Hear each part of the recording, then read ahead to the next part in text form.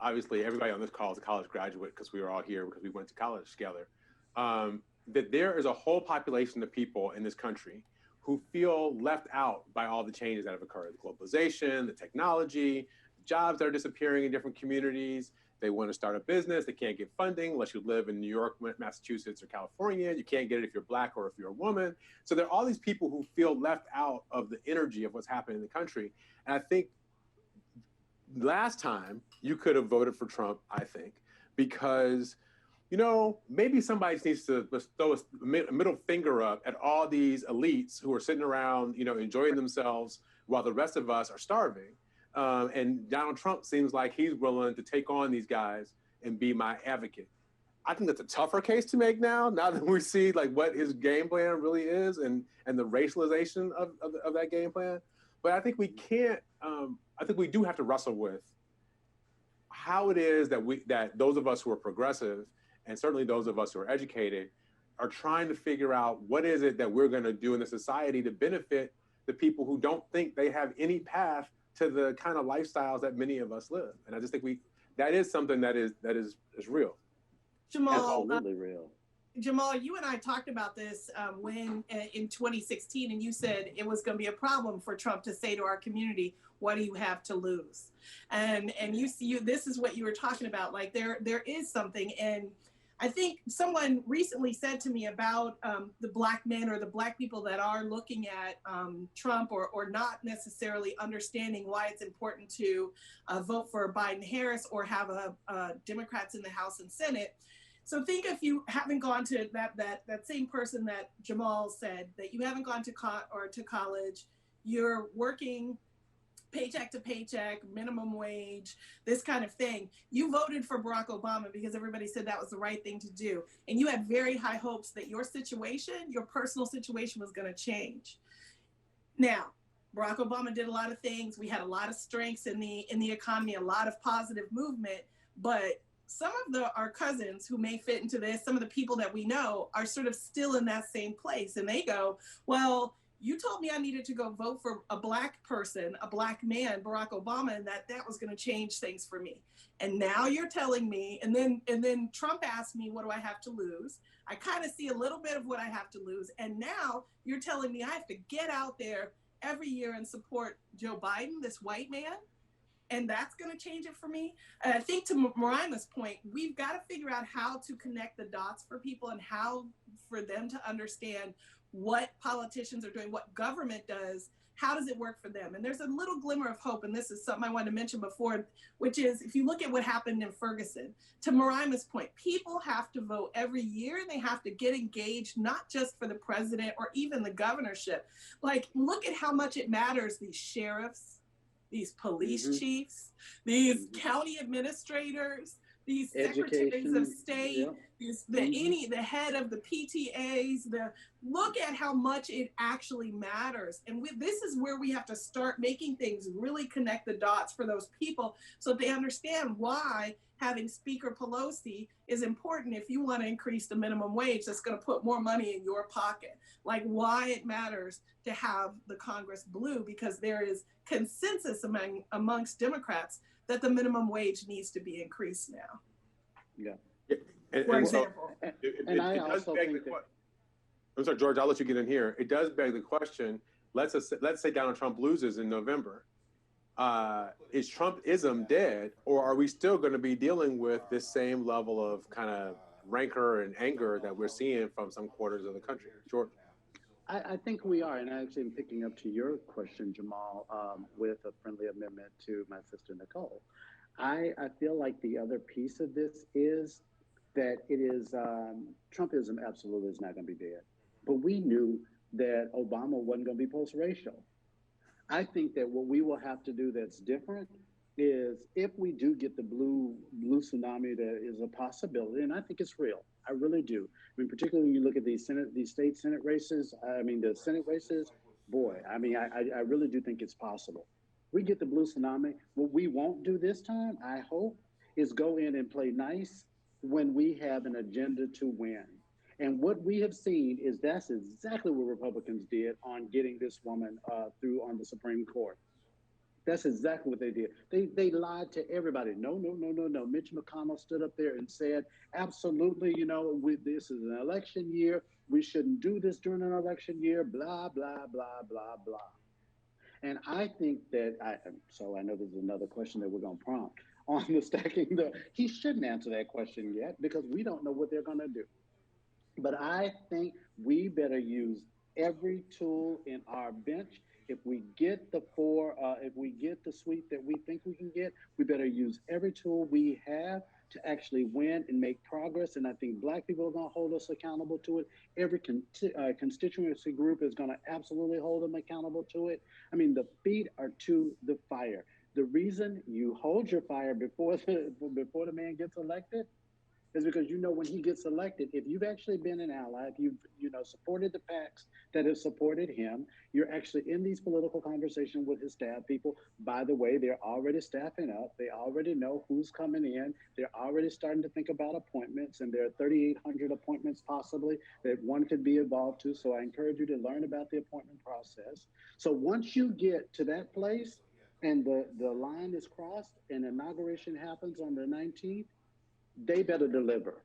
They have no room. Joe Biden, I know he's trying to be a nice guy, but if he comes out just being a nice guy, he just kills it for us for anything that's possible. And I think that's what Obama learned. Obama actually thought, okay, let's be a nice guy. And it does matter. This is why the Senate matters. This is also why the Senate matters. Mm-hmm. Yeah. I wanted to say Mo, I want you to pick up on this, but I want to give you a little something to go along with it. And just to chill George's enthusiasm just a little bit.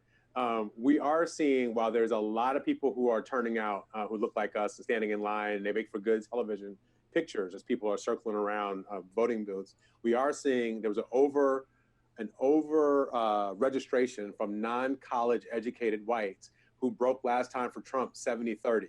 And they are popping up in these battleground states.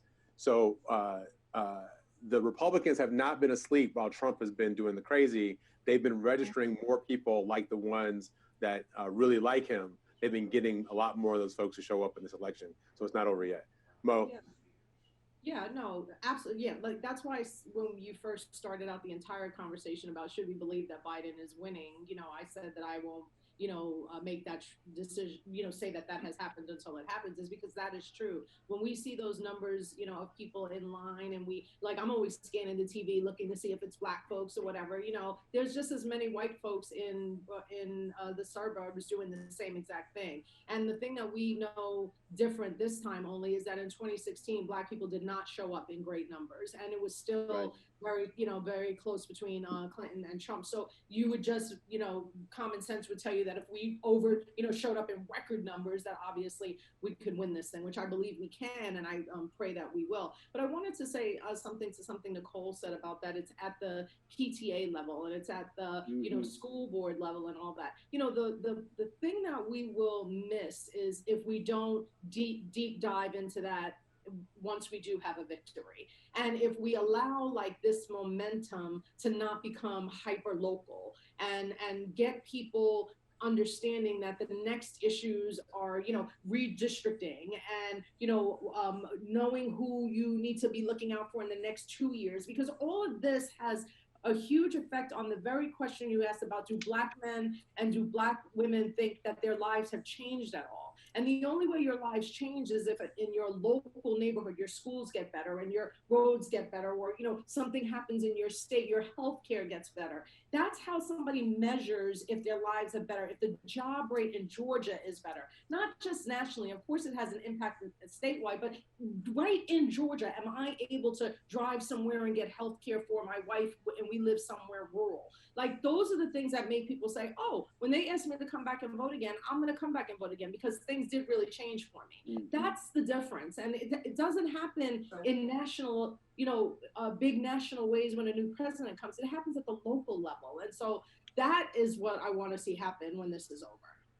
Hey, Nicole, I thought you were going to pick up when you were talking about Ferguson. Sorry, Jamal. When you were talking about Ferguson, I thought you were going to tell the story of the woman, and I apologize, I'm blanking. Trying to get there. Yeah, I was trying to get there. So, there were so many things that happened in Ferguson when the Black people sort of understood how the system was so stacked against them.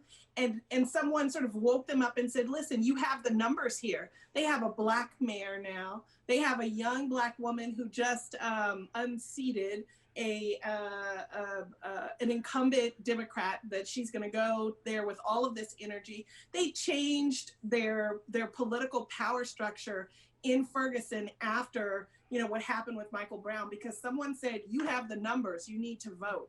And it changed the power structure there. And they now have the first African-American mayor and all these things. And that's, to Marima's point, hopefully that mayor and this new member and all of the power that they have now, the new police chief that they have, will make changes that people recognize in their daily lives. What is very difficult, I think, for me to get over is, with this pandemic, everybody's life has been impacted. I mean, down to our cores, right? Our lives and our livelihoods. And to Jamal's point, it is sort of frustrating that people don't assign that to Trump and are not seeing even this, how government can help you, and why he has made even the relief that was available, you know, skewed in how it was given out and how it wasn't given out to the smallest, most neediest, small businesses, that kind of thing. Like, people, it is frustrating that they're not seeing how it could have been better, how it could have been prevented, how more relief could have come out if Trump really hadn't been there. He hadn't had this just massive leadership fail. Yeah. I'm not sure if this is allowed, but can we take questions from the gallery? We got about 10 minutes left. Absolutely. Absolutely. Anybody want to hop Thanks, in with Tammy. something from the group? They can raise their hand and you can call on them. Okay, let's see. And whoever is not speaking, be muted. I think everybody is muted. Yeah. I don't know that oh, wait. Daryl Atwell. And I know Janaki Butler, you better say something. Daryl, did we just let you in? Hi, everybody. Hello. Hey, I just, first of all, I have to admit, my friend Anu invited me to the conversation. I'm a Howard gentleman, so I love all my Spelman Morehouse people. Good to see y'all, but I'm busting in, coming in through the fold. Well, you know, since Kamala's a Howard grad, I decided we got to take whatever y'all give out for a little while. Conversation's been really good, but it just kind of spurred a thought in my head. And what I may say might be a little bit, I don't know, offensive, but it just gave me thought about Mrs. Ivory was talking about taking the next step into the midterm elections and really not losing this momentum, and the idea of having leadership change to help affect change for the communities. And this question is a tough one, but why should the average person, we're talking about Black people losing faith in the Democratic Party, why should they necessarily have faith in Black politicians? I mean, I live in DC, and our city, you know, has been led by Black leadership. We have uncontrolled rent. The poor Black people in the city are doing poor. Business interests are being catered to ad nauseum. Homelessness is at its highest level it's ever been. And crime has been, you know, moderately handled. The school systems are still terrible for the entire time I've lived here. And I'm not suggesting that white persons would do a better job of adhering to our needs, but this idea of that, the fact that we vote persons in that will necessarily result in the change that we want, I think we just need to have a fundamental change in the way people think first. I mean, the answer, of course, is voting, but if we don't have this change in the way people think about Black people, even the persons that we entrust with this power, I don't see the changes occurring. And I'd just like to hear the comment from the gallery about that. All right, yeah. I grew up in Detroit, which is 80% Black and has a white mayor. I know, Mo, you live in Atlanta, which is on the verge of having a white mayor. So I'll let you start off with this one. You know, I'm going to say that, like, when you say about, like, changing a mindset, you know, I think one of the things that Trump and does so well is speak the language of the people that he needs to hear him. And I feel like a lot of times Black politicians don't speak the language that people that they really need to affect can understand. It's kind of like a rally can be had and people can still walk away and not even know what anybody said in the rally. You know what I mean? I think you can't start changing mindsets until people understand what you're talking about. So I just think there has to be, first of all, a shift in the way we talk to our own community, like in a brutally honest way, in town hall meetings that are, like when I was the PTA president of Maynard I mean, if you could even believe this, when I was the PTA president of Maynard Jackson High School here in Atlanta, they thought that the statue of Maynard Jackson, the students, was a white man. I mean, that's how much the principal and the Atlanta public school system had not sat the Black kids down at Maynard Jackson High School and explained to them who Maynard Jackson was. So I said, bring all the kids into the auditorium, and level by grade level, I said, do y'all know who Maynard Jackson is? And they were like, no. And then I was like, okay, this is ridiculous. And like, I talked to them in a way that they could relate to and understand. And when they walked out, they were like, oh, I get it. I get it. So I think a lot of times we just don't communicate effectively. We don't talk to people right where they are to make them want to become a part of the process. And then they just disjoint and disconnect. And that's been my experience. And I just... Aside from the communicating properly, I'm talking about once the persons that we've elected are in office, how holding them accountable to do what they say they're going to do. Right, but I'm saying that if the people don't really even understand what the people are in office and able to do, they don't even know how to hold them accountable. They don't know. Well, and there's another piece to this too, which is number one, you can't paint all African American politicians with the same brush, because again, I think, for example, we can all argue that Auntie Maxine is holding it down in Congress every single day and holding people and companies accountable. So you can't paint them all with the same brush. And I think that there are certain challenges both at the state and local level and at the federal level. So again, you can't paint all Black politicians and all of what they're doing in the same way. So I did want to just point that, because again, keeping in mind one thing about, the CBC and others, because I work at the federal level, not the state and local level. But again, the CBC at this point has seen the highest amount of its power right now. It is the Tri-Caucus, which is the CBC, the CHC, and the Asian Pacific Islanders, is the largest caucus in the Democratic caucus today. It's the most diverse, the Tri-Caucus is the most diverse. And they have 4 chairmanships of major committees. There are 3 of them in leadership right now. You've got Mr. Clyburn, you've got Jeffries as the caucus chair, you have some deputy whips. And I would mention at this point, even the one of the youngest and the most recently elected, Lauren Underwood out of Illinois, she now has a subcommittee chairmanship. And the CBC is poised to bring in perhaps at a minimum 10 new members, if not more. The CHC is poised to bring in between 6 and 12 new members. This is an unprecedented amount of power at the federal level. To your point, if we're able to hold people accountable, let them know what the agenda is. Some good news to on the federal level to point out is that I encourage people to look at the first 100 days. If you go back and look at the first 100 days of Speaker Pelosi, she had an agenda of 10 items that spoke a lot to, I think, all of us and to the agenda that we're looking at. But if you start to project ahead to her first 100 days, especially if we have a Senate as well that is Democratic control, and there are 5 African Americans running for Senate currently. Like, that's also unprecedented. Not all of them are going to make it, but that's unprecedented for them to run. Could you imagine what could happen if they were able to join Cory Booker in the Senate? We could get the Voting Rights Act redone, the police reform done, criminal justice reform done the way we want it done, the health equity agenda that's been outlined, the Equal Rights Amendment, the Equity Amendment, the Labor Act, DACA, violence against women. This is the first 100 days if we're able to get something done. I just want to lay all that out there from that perspective, because these are things that we haven't been able to do. Raise the minimum wage and do police reform the way we want to do it. And that's why it's important to flip the Senate, and why it's important that you've got this huge block of minority members who are now have power in Congress.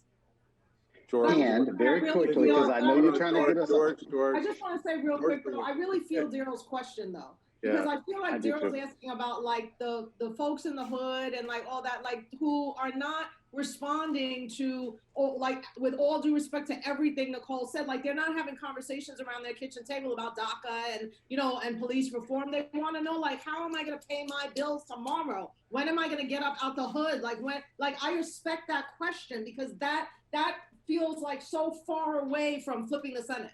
You know what I mean? Well, and George, but the change is because of the question or the statement or the conversation Nicole was having about Ferguson. First of all, we're making an assumption that everybody Black is going to act and think like us. And I'm being monolithic because in some ways we are all of a certain generation. I'm talking about the panelists. You know, we have a similar background. We, you know, have a lot of similar experiences. Isn't how it has to be.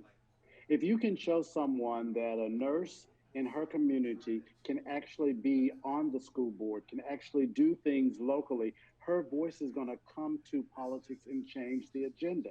It doesn't have to just be a federal agenda. Even at the very local level, my brother, I feel like there are people whose voices need to be heard and be in these conversations, and they do make a difference because they come at it with a very different perspective. Well, so I got the 3 minute. All kinds of questions, and I know we're getting. That's okay. I got Don't the be 3 minute giving us warning, the which good is stuff now. and then tell us we got time. It's now the 2 minute warning. So I'm just going to ask this last question before we go, because I don't think we have any more hands up. If Donald Trump loses, is he going to leave, or are we going to end up having to fight this out for the next 3 months? I'll start with you, Nicole. He's leaving. You want to start with me? So I mean, there's a part of me that is starting. I'm gonna let Mo bring up the anchor. Right. There's a part of me that's starting to let myself believe that Biden's win is real and that it could in fact be definitive, if not even on election night, but very close to it. But I'm not there yet. So I'm going to say I think we're going to have to fight a little bit. I think that we can expect that he may tweet out whatever the heck he's going to tweet out on election night. But I do think knowing, and I've been on some of these calls with some of the state AGs and some of the secretaries of state, they're now prepared for this, meaning there's been some amount of training, expecting people, and there's been a lot of education amongst the electorate about we're not going to know on election night. You need to wait for certification. So that's the only thing that we can amplify right now, because again, I am afraid, and again, he won't say he's leaving, but if it's a definitive win and if the Senate really goes down the way that it is, hopefully we'll have the added voices of some of those crazy Republicans who've been so complicit with him, breaking ranks and sort of really trying to step up, you know, if it's clear, but I don't that's know. where it'll be. George, you It's got going to 20 be the seconds. Senate races. It's the Senate races. If we win the Senate like we think we are, then no matter what happens, or at least not no matter, if he loses, the senators are going to be like, they've already lost. Yeah. They're throwing him out because they hadn't wanted to suffer him but so long anyway. That was my 20. Go ahead, Mo. All right, Mo. I was just going to say that, like, working closely here with Fair Fight and Stacey Abrams and that most amazing team here in Georgia that has set up operations in 19 states to work for fair and free elections and to make sure that voter suppression doesn't happen, believe and trust that they are already in that issue and planning rapid response post November 3rd. So I feel like the great news is that the smartest people who care about the Constitution and the democracy of America are working on this. And I see this work every day. And I feel so hopeful about what is happening in America because of it. But the biggest way that Donald Trump will have the fastest walk out of that White House is a definitive win. So turnout, not 1%, 2%, but a complete loss and a flipping of the Senate will make it much harder for him to use the Constitution in any kind of way to stop him, you know, to keep from being removed from office. So just tell everybody, you know, to keep on early voting, you know, encourage people to make a plan and then help anybody that needs help on election day. And you can call 866-OUR-VOTE, 866-OUR-VOTE, or you can go to iwillvote.com if you have any questions at all. Yeah. Or you can just call Nicole or Jamal or me or George. All right, guys. And I will just leave you guys with this. I will leave you guys with this. In 2000, I was Al Gore's spokesman in West Palm Beach during the recount. And the mistake that the Democrats made in that exercise was leaving too much of it up to the lawyers. If this happens, this is going to be a legal fight. But this is going to be a fight for the hearts and minds of the people in this country, the narratives. People got to be on the street. I mean, you might have to risk getting sick. People are going to have to be on the street and going to have to do what it takes to remind people this democracy doesn't belong to those guys. So that's my. Right. And there's a women's march today. Everybody, give our panelists a hand. You all did an awesome job. Awesome job. We so appreciate you all.